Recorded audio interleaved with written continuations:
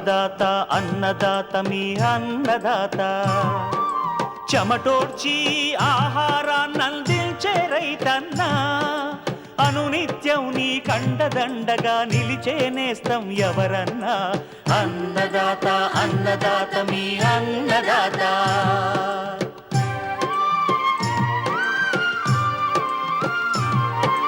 నూతన రీతుల సాగుబడికి నూరింతలు పెరిగే దిగుబడికి సూచనలిచ్చే సస్య రక్షణకు పశు పోషణకి శాస్త్ర విజ్ఞానం అందించి ముందుకు నడిపే తెలుగు రైతు భారతదేశానికి మకుటం అయ్యేలా తీర్చిదిద్దే ఆశయంతో మిమ్ము మేలు కొలిపేది అన్నదాత అన్నదాత అన్నదాత మీ అన్నదాత అన్నదాత అన్నదాత మీ అన్నదాత. అన్నదాత ప్రేక్షకులకు నమస్కారం. ఈనాటి ముఖ్యాంశాలు: రబీ మొక్కజొన్నలో పోషక యాజమాన్యం, క్యారెట్ సాగులో మెలకువలు,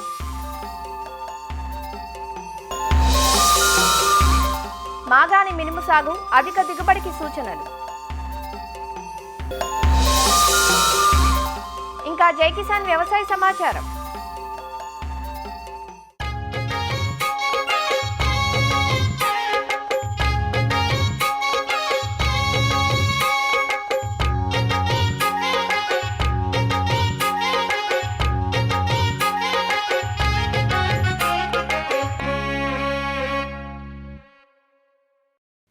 మొక్కజొన్న అధిక విస్తీర్ణంలో సాగయ్యే ఈ పంటను ధాన్యం కోసం వాణిజ్య శైలిలో పండిస్తూ ఉంటారు. ఖరీఫ్లో వర్షాధారంగా సాగు చేసిన రబీ, వేసవిలో ఆరుతడి పంటగా సాగు చేస్తారు. రబీలో మాగాణుల్లో వరి కోసాక జీరో టిల్లెస్ పద్ధతిలో పొలం దున్నకుండా కూడా మొక్కజొన్నను సాగు చేస్తారు. రబీలో అక్టోబర్ మాసంలో విత్తుకుంటే మాగాణుల్లో సాగు చేసేటప్పుడు నవంబర్ మాసంలో విత్తుకుంటారు. ఏ సీజన్లో సాగు చేసినా ఏ విధానంలో సాగు చేసినా మొక్కజొన్నకు పోషకాల అవసరం ఎక్కువగా ఉంటుంది. పోషకాలను సరైన విధంగా అందించినప్పుడే ఎకరాకు 50 క్వింటాల వరకు అధిక దిగుబడులు సాధించగలం. ప్రస్తుతం పంట నెల రోజులలోపు వయసులో ఉంది. చాలా చోట్ల ఇప్పుడు మాగాణుల్లో విత్తుకుంటున్నారు. మొక్కజొన్నలో పోషక యాజమాన్యం గురించి హైదరాబాద్ రాజేంద్రనగర్లోని ప్రొఫెసర్ జయశంకర్ తెలంగాణ రాష్ట్ర వ్యవసాయ విశ్వవిద్యాలయం కలుపు యాజమాన్య విభాగం ప్రధాన శాస్త్రవేత్త డాక్టర్ టి అంజయ్య ద్వారా తెలుసుకుందాం.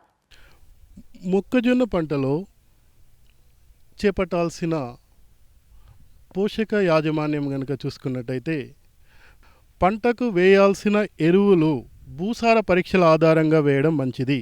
భూసార పరీక్షల ఆధారంగా ఎరువులు వేసినప్పుడు అవసరమైన మేర మాత్రమే వేయగలం. అంటే వృధాగా ఎక్కువ ఎరువులు వేయకుండా లేదా పంటకు కావాల్సిన దానికంటే తక్కువ కాకుండా కేవలం భూసార పరీక్ష ఆధారంగా వేయడం మంచిది.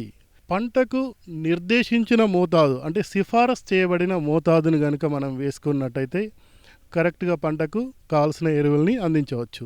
యాసంగిలో మొక్కజొన్న పంటకు కావాల్సిన నత్రజని, భాస్వరము, పొటాషులను తీసుకున్నట్టయితే సుమారుగా 80 నుంచి 96 కిలోల నత్రజనినిచ్చే ఎరువుల్ని వేయాలి. అదేవిధంగా 32 కిలోల భాస్వరాన్ని ఇచ్చే ఎరువును, అదేవిధంగా 32 కిలోల పొటాష్నిచ్చే ఎరువుల్ని యాసంగిలో మొక్కజొన్న పంటకు వేసుకోవాల్సి ఉంటుంది. సో నత్రజనిని వేసుకునే సమయం కనుక తీసుకున్నట్టయితే మొదటగా 1/3 వంతు, అదేవిధంగా మోకాలు ఎత్తున్నప్పుడు 1/3 వంతు, అదేవిధంగా పూత దశలో 1/3 వంతు, ఈ విధంగా విభజించుకొని మనం వేసుకోవాలి. అదేవిధంగా భాస్వరానికి సంబంధించిన పూర్తి ఎరువుని దుక్కిలోనే వేసుకోవడం మంచిది. అదేవిధంగా పొటాష్కి సంబంధించిన ఎరువుని మ్యూరేట్ ఆఫ్ పొటాష్ లేదా సల్ఫేట్ ఆఫ్ పొటాష్ లాంటి లెక్కించిన మోతాదులో 2 దఫాలుగా విభజించి ఒక దఫా దుక్కిలో మరొక దఫా పూత దశలో వేసుకున్నట్టయితే కరెక్ట్గా ఉంటుంది. కాంప్లెక్స్లని అంటే ఐదర్ డిఏపి కానీ 28 లేదా 20-20-0-13 లేదా 3-17 ఇలాంటి కాంప్లెక్స్ ఎరువుల్ని వేస్తున్నప్పుడు, పైపాటుగా కాంప్లెక్స్లను వేస్తున్నప్పుడు అందులో ఉండే నత్రజని మాత్రమే ఉపయోగపడుతుంది. భాస్వరము మరియు లభించని స్థితిలోకి చేరే అవకాశం ఉంటుంది. కాబట్టి రైతు సోదరులు దుక్కిలో అంటే మొదటి దశలో మాత్రమే భాస్వరానికి సంబంధించిన ఎరువుల్ని వేసి పైపాటుగా నత్రజని అందించాలనుకుంటే యూరియా వేసుకుంటే సరిపోతుందండి. అదే కాకుండా ఈ మొక్కజొన్నలో ముఖ్యంగా యాసంగిలో మరొక సమస్య ఏంటంటే సూక్ష్మ పోషకాల సమస్య. తెలంగాణ నేలల్లో జింక్ లోపం అనేది ఉంది, గమనించడం జరిగింది. ఈ జింక్ లోపించినప్పుడు మన పంట పెరగకుండా తెల్లాకుగా మారే అవకాశం ఉంటుంది. కాబట్టి ఈ నెల మధ్య భాగం పసుపు పచ్చగా మారిపోయి మొక్క ఎదగకుండా ఉంటుంది. ఈ జింక్ లోపాన్ని కనుక మన నేలలో భూసార పరీక్ష ద్వారా ముందుగానే గుర్తించినట్టయితే ఎకరానికి 20 కిలోల జింక్ సల్ఫేట్ వాడాలి. లేదా పంట దశలో పంట వేసిన తర్వాత ఎక్కడైనా జింక్ లోపం ఉన్నట్టుగా తెలుసుకున్నట్టయితే పైపాటుగా జింక్ సల్ఫేట్ 2 గ్రాములు లీటర్ నీటికి కలిపి వారం వ్యవధిలో 2 నుంచి 3 సార్లు పిచికారీ చేస్తే ఈ యొక్క జింక్ లోపాన్ని మనం పంట మీద నివారించుకునే అవకాశం ఉంటుంది. దీనితో పాటు ఈ మధ్యకాలంలో రాష్ట్రంలో బోరాన్ లోపం కూడా అధికంగా గమనించడం జరిగింది. కాబట్టి ఈ బోరాన్ లోపించినప్పుడు కొత్తగా పెరిగే ఆకులు విచ్చుకోకుండా ముద్దగా ఉండడం, కావున పంట పెరుగుదల ఉండకపోవడం జరుగుతుంది. కావున బోరాన్ లోపాన్ని కనుక గమనించినట్టయితే పంట మీద బొరాక్స్ అనే పొడి మందును 1 లీటర్కి 1 గ్రాము కలిపి పిచికారీ చేసినట్టయితే నివారించుకోవచ్చు. అదే బోరాన్ లోపం ఉన్నట్టు మనకు భూసార పరీక్షల ద్వారానే తెలిసినట్టయితే ఎకరానికి 4 కిలోల బొరాక్స్ మనం కనుక అప్లై చేసుకోవాల్సి ఉంటుంది. అదేవిధంగా పోషక సమస్యలు మరియు కలుపు యాజమాన్యాన్ని సమర్థవంతంగా చేపట్టినట్టయితే ఈ పంటలో మంచి దిగుబడి సాధించి ఈ ప్రస్తుత యావరేజ్ ఏదైతే తెలంగాణలో సాధిస్తున్నారో రైతులు దీనికంటే మనం ఎక్కువ కూడా సాధించి మంచి ఫలితాలు పొందే అవకాశం ఉంటుంది.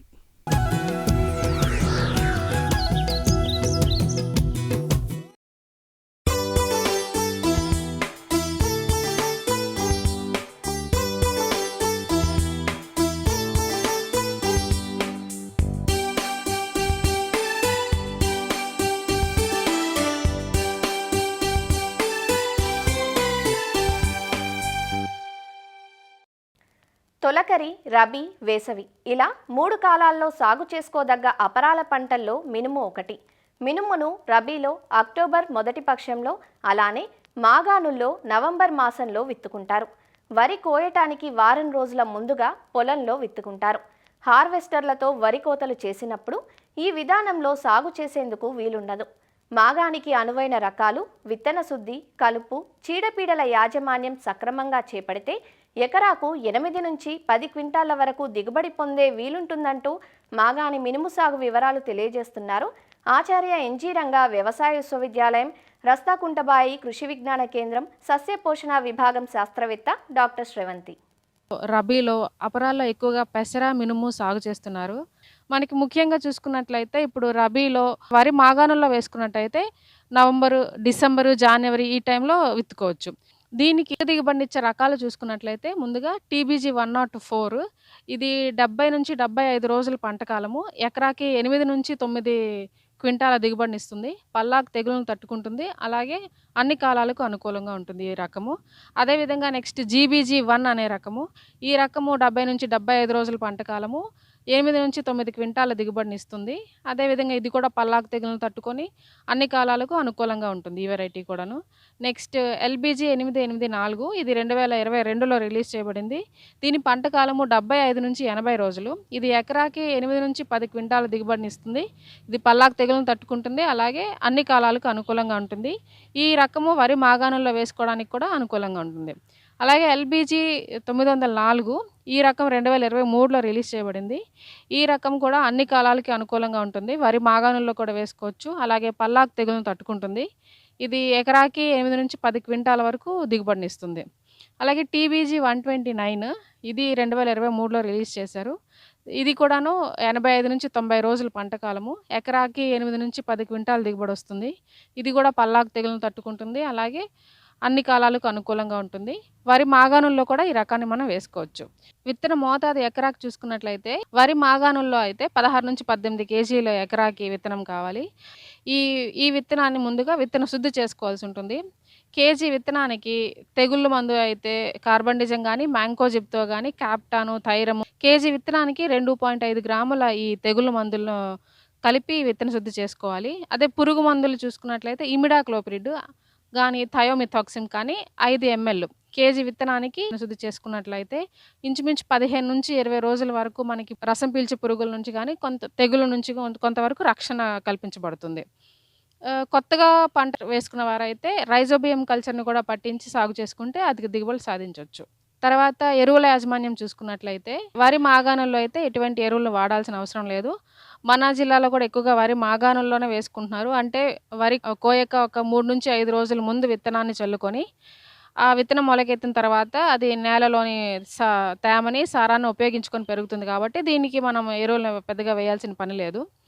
నెక్స్ట్ కలుపు యాజమాన్యం చూసుకున్నట్లయితే అది 20 నుంచి 25 రోజులప్పుడు గడ్డి జాతి మొక్కలు ఎక్కువగా ఉన్నట్లయితే అంటే గరిక, చిప్పెర, ఉదర ఇలాంటి గడ్డి జాతి మొక్కలు ఎక్కువగా ఉన్నట్లయితే క్విజలోఫాప్ ఇథైల్ అనే మందును ఎకరాకి 400 మిల్లీలీటర్ల మందును 200 లీటర్ల నీటిలో కలిపి పిచికారీ చేయాల్సి ఉంటుంది. లేదా ఫెనాక్సోప్రోప్ ఇథైల్ అనే మందును 250 మిల్లీలీటర్ల మందును ఎకరాకి 200 లీటర్ల నీటిలో కలిపి పిచికారీ చేయాల్సి ఉంటుంది. గడ్డి జాతి కలుపు అలాగే వెడల్పాటి కలుపు ఈ 2 కూడా ఎక్కువగా ఉన్నట్లయితే ఇమజితాఫైర్ అనే మందును ఎకరాకి 200 ml మందును 200 లీటర్ల నీటిలో కలిపి పిచికారీ చేయాల్సి ఉంటుంది. ఈ విధంగా మనము ఎరువుల యాజమాన్యము, విత్తన శుద్ధి, కలుపు యాజమాన్యం చూసుకున్నట్లయితే అధిక దిగుబడులు సాధించవచ్చు.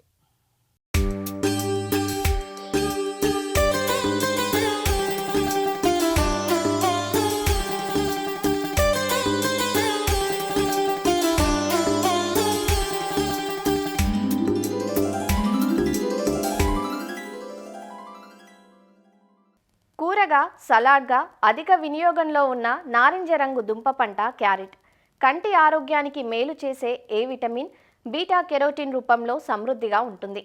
మార్కెట్లో ఎప్పుడూ మంచి డిమాండ్ ఉండే క్యారెట్ను సెప్టెంబర్ మాసం నుంచి డిసెంబర్, జనవరి వరకు దఫాలుగా విత్తుకుంటూ ఉంటారు. పట్టణ పరిసర గ్రామాల్లో అధికంగా సాగవుతుంది ఈ పంట. 100 నుంచి 110 రోజుల్లో అందివచ్చే ఈ పంట నుంచి మంచి యాజమాన్యంతో ఎకరాకు 16 నుంచి 18 టన్నుల దిగుబడిని సాధిస్తున్నారు. క్యారెట్ సాగులో దుంపకుళ్ళు మినహా పెద్దగా చీడపీడల సమస్య కనపడదు. అయితే ఒక్కోసారి పోషక లోపాల వల్ల దుంప ఊరుదల సరిగా లేకపోవడం, నిగారింపుగా లేక రంగును సంతరించుకోకపోవడం, దుంప చీలిక వంటి సమస్యలు కనపడతాయి. సాగు ఆశాంతం చేపట్టే చక్కటి యాజమాన్యంతో సులువుగా ఈ సమస్యలను అధిగమించి అధిక దిగుబడిని సొంతం చేసుకునే అవకాశం ఉంది. క్యారెట్ సాగులో ఆది నుంచి పాటించాల్సిన మెలకువలను వివరిస్తున్నారు ఆచార్య ఎన్జీ రంగా వ్యవసాయ విశ్వవిద్యాలయం, శ్రీకాకుళం జిల్లా సీతంపేట వ్యవసాయ పరిశోధనా స్థానం సీనియర్ శాస్త్రవేత్త డాక్టర్ పి వెంకట్రావు. ఇప్పుడు రబీలో పండించే పంటల్లో కూరగాయ పంటలు చాలా ప్రాముఖ్యత ఎక్కువగా ఉంది. ముఖ్యంగా క్యారెట్ ఈ మధ్యకాలంలో గిరాకీ ఉండడం వల్ల ఈ పంట సాగు పెరుగుతూ వస్తుందన్నమాట. నాటే సమయానికి విషయానికి వచ్చేసరికి ఏంటంటే నవంబర్ నెలాఖరు వరకు నాటుకోవడానికి అవకాశం ఉంది కాబట్టి రైతు సోదరులు క్యారెట్ని నిరభ్యంతరంగా ఇప్పుడు నాటుకోవచ్చు. ఈ వాతావరణ విషయానికి వచ్చేసరికి ఏంటంటే క్యారెట్ చల్లని వాతావరణంలో పండించే దుంప పంట. అదేవిధంగా నేలల విషయానికి వచ్చారంటే మురుగునీటి వసతి గలటువంటి లోతైన సారవంతమైన గరప నేలలు అత్యంత అనుకూలము. అదేవిధంగా వరిజన చూసుకేటంటే 6.5 నుంచి 7 వరకు ఉంటే వరిజన చూసుకుంటే మనకు అధిక దిగుబడి రావడానికి అవకాశం ఉంటుంది. ఇక రకాల విషయానికి వచ్చేసరికి అంటే పూసా కేసర్ అనే రకం అనుకూలము. ఇదేంటంటే లోపల కండ భాగం కూడా ఎర్రగా ఉంటుంది. దీనిలో కెరాటిన్ శాతం ఎక్కువగా ఉండి మనకి అంటే విటమిన్ ఏ ఎక్కువగా అందే అవకాశం ఉంది కాబట్టి ఈ రకం చాలా మంచి ప్రాచుర్యంలో ఉంది. అదేవిధంగా ఎర్లీ నాన్ టెస్ అనే రకం కూడా ఉంది. ఇదంటే దుంప వేర్లు స్తూపాకారంలో ఉండి 10 నుంచి 12 సెంటీమీటర్లు పొడవు కలిగి 90 నుంచి 100 రోజుల్లో మనకి పంట తయారీగా వస్తుంది కాబట్టి ఈ రకం కూడా వేసుకోవచ్చు. ఈ చాంటినీ రకం ఏంటంటే క్యానింగ్కి నిల్వ చేయడానికి అనుకూలమైన రకం కాబట్టి ఇది కూడా ఈ మధ్యకాలంలో ఎక్కువగా వేస్తూ ఉన్నారు. దుంప నారింజ రంగులో నిగనిగలు ఆడుతూ ఉంటుంది కాబట్టి ఈ రకం కూడా రైతులు వేసుకోవడానికి అనుకూలంగా ఉంది. అలాగే పూస యమదగ్ని అనే రకము కూడా ఉంది. ఇదేంటంటే త్వరగా కాపుకొచ్చే లక్షణం ఉండి మరియు ఒకే రంగు కలిగినటువంటి లక్షణం కూడా ఇది కూడా ఉంటుంది కాబట్టి ఈ రకాన్ని రైతులు వేసుకోమంటారు. ఇక విత్తన మోతాదు వచ్చేసరికి ఏంటంటే మనకి ఎకరానికి 2 కిలోల విత్తనం అవసరం ఉంటుంది. ఈ 2 కిలోల విత్తనాన్ని ముందుగా విత్తన శుద్ధిగా చేసుకున్నట్టయితే సరిపోతుంది. కిలో విత్తనానికి 1 గ్రాము థైరము లేదా రసం పీల్చే పురుగులు కానీ ఎక్కువగా ఉన్నట్టయితే ఇమిడాక్లోప్రిడ్ అనే మందుని కానీ 1 కిలో విత్తనానికి 5 మిల్లీలీటర్ల చొప్పున కానీ మనం విత్తన శుద్ధి చేసుకున్నట్టయితే రసం పీల్చే పురుగులు అదేవిధంగా ఈ కుళ్ళు తెగుల నుంచి కూడా పంటను రక్షించడానికి అవకాశం ఉంటుంది.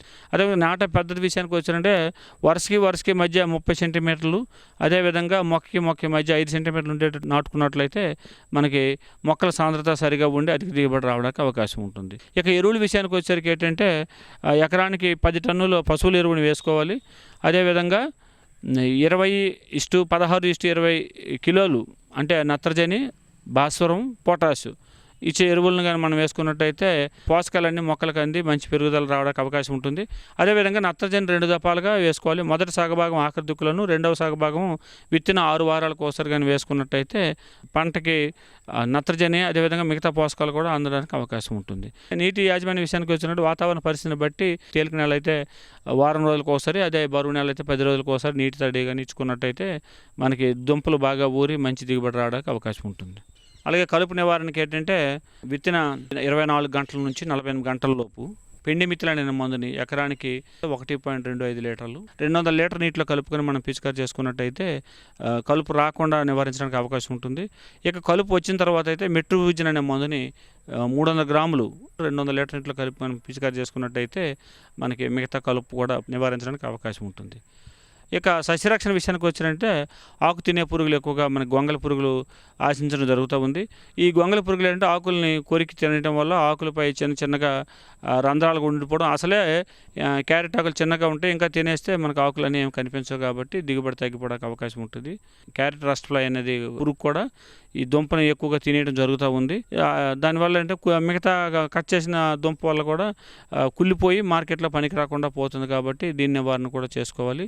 ఈ రెండింటి నివారణ కూడా మలాథిన్ అయిన మందుని 2 మిల్లీలీటర్లు 1 లీటర్ చొప్పున కలిపి మనం పిచికారి చేసుకున్నట్టయితే అంటే 10 రోజుల వ్యవధిలో 2-3 సార్లు చేసుకున్నట్టయితే మనం నివారించడానికి అవకాశం ఉంటుంది.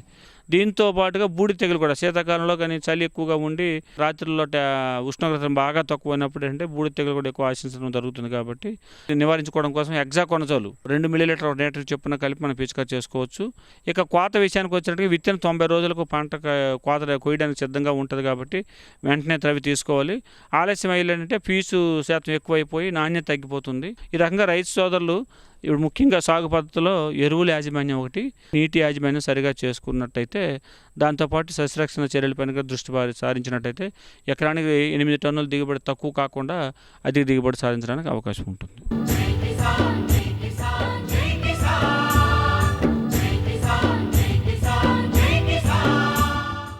వ్యవసాయ సమాచారం ఇప్పుడు జై కిసాన్లో చూద్దాం.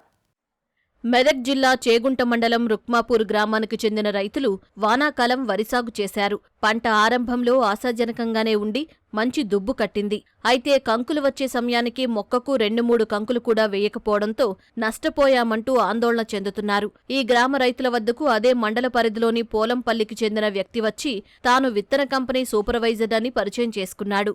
తమ వద్ద నాణ్యమైన మేలు రకం వరి విత్తనాలు ఉన్నాయని, అవి సాగు చేస్తే ఎకరాకు 35 క్వింటాళ్ల వరకు దిగుబడి వస్తుందని చెప్పాడు. విత్తనాలు ఉచితంగా ఇస్తామని, కోతల అనంతరం తామే కొనుగోలు చేస్తామంటూ నమ్మబలికారు. ముందు వెనుక ఆలోచించకుండా దాదాపు 50 మంది రైతులు సుమారు 90 ఎకరాల్లో వరి సాగు చేశారు. అయితే పంట చివరికి వచ్చేసరికి కంకులు సరిగ్గా రాక గింజలు ఏర్పడలేదు. దీంతో మోసపోయామని తెలుసుకుని జిల్లా కలెక్టర్కు వచ్చి తమ గోడు వెళ్లబోసుకుంటున్నారు. మా గ్రామంలో నకిలీ విత్తనాలతోటి సుమారు 40 నుంచి 50 మంది రైతులు నష్టపోయారు. దానికి వివరించనీకి మన జిల్లా కలెక్టర్ గారిని ఒక వినతి పత్రం ఇవ్వడానికి మేమందరం మా గ్రామ రైతులం వచ్చినాము. ఏంటంటే ఊళ్ళకు అడ్డగోలుగా చిల్లర కంపెనీలు వచ్చి నమ్మబలికి ఎకరాకు 30 నుంచి 40 క్వింటాలు వస్తాయని చెప్పి మోసం చేశారు. దాన్ని తీరా వచ్చి చూసే వరకలు ఇప్పుడు పిలకలు మాత్రము 20 ఉన్నాయి. దానికి గొల్లలు వచ్చే వరకల 2-3 గొల్లలు ఉంటున్నాయి. దాంతో ఎకరాకు 5 నుంచి 10 క్వింటాల వరికి వెళ్ళడానికి కష్టం ఉంది. ఈ నకిలీ విత్తనాలు తయారు చేసుకుంటూ మరి రైతులకు ఆశ చూపించి ముందే విత్తనాలు ఫ్రీగా ఇస్తామని చెప్పి ఇచ్చి పండిన పంటను మరి ఎకరాకు 30 క్వింటాల దాకా వెళ్తాయి మరి అని చెప్పి వాళ్ళు మోసం చేసి మేము కొంటామని మసిపూసి మామిడికాయ చేసినట్టుగా రైతులను మోసం చేయడం జరిగింది. మరి ఆ విత్తనాలు తీసుకున్నారు. ఎవరికైనా విత్తనాలు మేము వ్యవసాయదారుడు లబ్ధి పొందుతామంటే ఎవరికైనా ఆశపడతారు. ఎందుకంటే వాళ్ళు కష్టిస్తారు కాబట్టి వ్యవసాయదారుడు మేము పండిస్తాము, మేము బాగుపడతామన్న ఆశతోటి ఆ విత్తనాలు తీసుకోవడం జరిగింది. ఆ విత్తనాల మీద కూడా ఎలాంటి బ్రాండ్ పేరు లేదు. వ్యవసాయం ఈ విధంగా జరిగి పంట మొత్తం ఎండిపోయి అది పురుగు మందు కూడా వాళ్ళే ఇచ్చారు. వాళ్ళు చెప్పిన మందును కొట్టే వరకు మొత్తం ఎండిపోయింది. ఎకరా ఖర్చు అంటే 30 నుంచి 40 వేల దాకా ఖర్చు వస్తుందని చాలా నష్టపోయినాం రైతులు. కాబట్టి దానికి తగిన న్యాయం చేయాలని కలెక్టర్ గారిని కోరినాం, వినతి పత్రం అందించినాం. సార్ మాకు ఈ నకిలీ విత్తనాలు అనేది ఇక్కడ మనకు ఈ పొలంపల్ల అంట నరసింహ అనే వ్యక్తి ఒక తెల్ల బ్యాగులలో తీసుకొచ్చి 20 కిలోల బస్తా మాకు ఇచ్చేసిండు. ఇచ్చి ఇది బాగా వస్తుంది, దిగుబడి బాగా వస్తుంది, ఎకరాకు మినిమం అయినా కానీ ఒక 30 క్వింటాలు 30 పైన వెళ్తాయని చెప్పి మాకు ఇచ్చారు సార్. ఇస్తే దానికి మేము ఆశపడి ఇవి వస్తలేవు కదా అని చెప్పి ఆ సీడ్ తీసుకొచ్చి పెట్టేసాం సార్. పెట్టేస్తే ఏమైంది, ఇప్పుడు అది పిలకలు బాగా వచ్చినాయి. పిలకలు బాగా వస్తే మేంగిన అనుకున్నాం, ఇది బాగానే ఉన్నట్టుంది, సీడ్ బాగానే ఉన్నట్టుంది అని చెప్పి మేము తీసుకున్నాం సార్. తీసుకున్నాక మళ్ళీ ఏమైందంటే మళ్ళీ ఇప్పుడు ఆయన సార్ మళ్ళీ ఇట్లా వచ్చిందా, మళ్ళీ ఆయన పిలిపిస్తే ఇది ఒక మందు కొట్టరని చెప్పి ఆ మందు ఇప్పిస్తే ఆ మందు కొడితే ఏమైంది సార్, మొత్తం ఎండిపోయింది సార్. ఎండిపోయి ఒక నిప్పు పెడితే ఇప్పుడు మొత్తం 3 ఎకరాలు దళిగా పడుతుంది సార్. 3 ఎకరాలు ఎండిపోయింది. ఒక ఎకరాకు వచ్చి 30-40 వేల పెట్టుబడి అవుతుంది సార్. ఈ మధ్య మాకు ఒకటి వచ్చేది ఒక ఎకరాకు వచ్చి 60 వేల పంట వండేది ప్రతిసారి మేము వేరే సీడ్ పెట్టేది. ఇప్పుడు వచ్చేది ఒక 10-12 వేల పంట అయినా వండే అవకాశం లేదు మాకు ఇప్పుడు. జిల్లాలో వరి సాగు చేసి నష్టపోయామంటున్న రైతుల ఉదంతం వ్యవసాయ అధికారుల దృష్టికి వచ్చింది. దీంతో అధికారులు స్పందించి సాగు చేసిన పొలాలను పరిశీలించిన అనంతరం తుది నివేదిక అందించి రైతులకు న్యాయం జరిగేలా చూస్తామన్నారు. ఆర్గనైజర్ నర్సింహుల ద్వారా ఫౌండేషన్ సీడ్ ప్రొడక్షన్ వారు చేయడం జరిగింది. అయితే దీంట్లో 2 రకాల విత్తనాలు తీసుకున్నారు. అయితే ముఖ్యంగా ఒక రకమైన విత్తనాలు 50 ఎకరాలు, ఇంకొక రకమైన విత్తనాలు 50 ఎకరాలు, దాదాపు 96 సంచులు రైతులు పండించడం జరిగింది. అయితే అందులో మేకల శ్రీనివాస్ అనే రైతు పంట నష్టపోయింది అని చెప్పేసి మన మండల వ్యవసాయ అధికారికి కంప్లైంట్ చేయటం జరిగింది. కంప్లైంట్ చేసిన దాన్ని బట్టి వ్యవసాయ అధికారి ఆ పొలానికి వెళ్ళి అలాగే మాకు రిపోర్ట్ చేయడం జరిగింది. సో దాని ప్రకారము సైంటిస్ట్ని కోరడం జరిగింది. అయితే శాస్త్రవేత్తలతో పాటు జిల్లా కమిటీ ఏర్పాటు చేశారు. దాంట్లో జిల్లా వ్యవసాయ అధికారి, అలాగే డాట్ సైంటిస్ట్, అలాగే వరికి సంబంధించిన సైంటిస్టులు, వాటితో పాటు అలాగే విత్తనాభివృద్ధి సంస్థ, అట్లాగే సీడ్ సర్టిఫికేషన్ ఆఫీసర్, దాంతోపాటు కంపెనీలో ఆ వెరైటీ రిలీజ్ చేసిన బ్రీడర్తో పాటు కమిటీ ఏర్పాటు చేసాము. ఆ ఏర్పాటు చేసే కమిటీ దాన్ని పరిశీలించడం జరిగింది. దాదాపు ఒక 10 మంది రైతులు పొలాలు చూడటం జరిగింది. నివేదిక పంపిస్తాము. దాని ప్రకారము వారు ఏమైనా ఆదేశాలు ఇస్తే మా వైపు నుంచి మేము చేస్తాము, లేదా రాష్ట్రంలో డైరెక్టర్ గారు వారి పరిధిలో ఉంటుంది కాబట్టి వారు కూడా ఏమైనా చట్టపరమైన చర్యలు తీసుకోగలిగితే రైతులకి మేలు జరిగే విధంగా ఆ రిపోర్ట్ పంపించడం జరుగుతుంది. అంటే నాసి రకం విత్తనాలు కాదు, అవి ఏంటంటే ఫౌండేషన్ సీడ్. సో ఆ ఫౌండేషన్ సీడ్ ఇవ్వడం జరిగింది. అయితే ఇక్కడ 2 రకాలు ఉన్నాయి. అంటే ఇది వెరైటీ ఫాల్ట్ అని కూడా చెప్పలేము. ఎందుకు అనంటే మనకి లేట్గా రెయిన్స్ రావడం జరిగింది. లేట్గా రెయిన్స్ రావడం వల్ల కూడా ఒక్కొక్కసారి నీరు అందకపోవటం, ఈ రోగాలు పురుగులు మాత్రము పంట పొలాల్లో సాధారణమైన పొలం కంటే కూడా ఎక్కువగా ఉంది. కాబట్టి అవన్నీ నివేదికలో మేము సమర్పిస్తాము. విత్తనాలు ఉచితంగా వస్తున్నాయనో, తెలిసిన రైతే విక్రయిస్తున్నాడనో, లేదా పక్క రైతు వేశాడనో గుడ్డిగా సాగు చేయకూడదని వ్యవసాయ శాఖ ఎప్పటికప్పుడు సూచిస్తున్నా కొంతమంది రైతులు సాగు చేసి ఇలా నష్టాలను మూటగట్టుకుంటూనే ఉంటున్నారు. ప్రతి సీజన్లోనూ ఇలాంటి ఉదంతాలు రైతులకు ఎదురవుతూనే ఉంటున్నాయి. ఇలాంటి పరిస్థితుల్లో ప్రతి ఒక్క రైతు అప్రమత్తంగా ఉండాలని, ధృవీకరించిన సంస్థల నుంచే బిల్లులు తీసుకుని విత్తనాన్ని కొనుగోలు చేయాలని నిపుణులు సూచిస్తున్నారు. మరిన్ని విభిన్న అంశాలతో రేపటి అన్నదాతలో మళ్ళీ కలుసుకుందాం. నమస్కారం. అన్నదాతలు తమ సందేహాలు, సమస్యలను 1800-425-4085 టోల్ ఫ్రీ నెంబర్లో ఉదయం 10 గంటల నుంచి 11 గంటల మధ్య పని దినాలలో సంప్రదించగలరు. ఈ కార్యక్రమాన్ని యూట్యూబ్లో www.youtube.com/annadaata ETV లింక్ ద్వారా వీక్షించవచ్చు.